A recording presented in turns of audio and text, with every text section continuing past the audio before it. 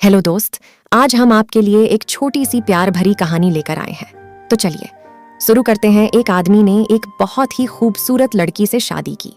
शादी के बाद दोनों की जिंदगी बहुत प्यार से गुजर रही थी। वह उसे बहुत चाहता था और उसकी खूबसूरती की हमेशा तारीफ किया करता था।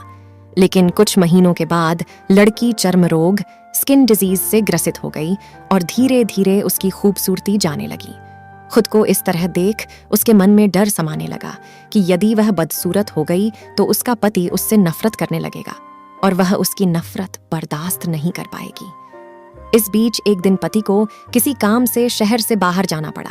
काम खत्म कर जब वह घर वापस लौट रहा था, उसका एक्सीडेंट हो गया। एक्सीडेंट में उसने अपनी दोनों आंखें खो दी, लेकिन इसके बावजूद भी उन दोनों की जिंदगी सामान्य तरीके से आगे बढ़ती रही। समय गुजरता रहा और अपने चर्म रोग के कारण लड़की ने अपनी खूबसूरती पूरी तरह गंवा दी।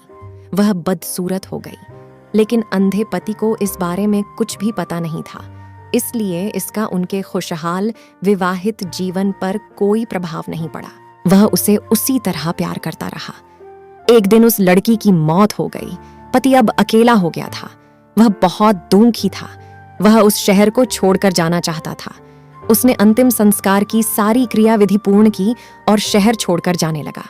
तभी एक आदमी ने पीछे से उसे पुकारा और पास आकर कहा, अब तुम बिना सहारे के अकेले कैसे चल पाओगे? इतने साल तो तुम्हारी पत्नी तुम्हारी मदद किया करती थी।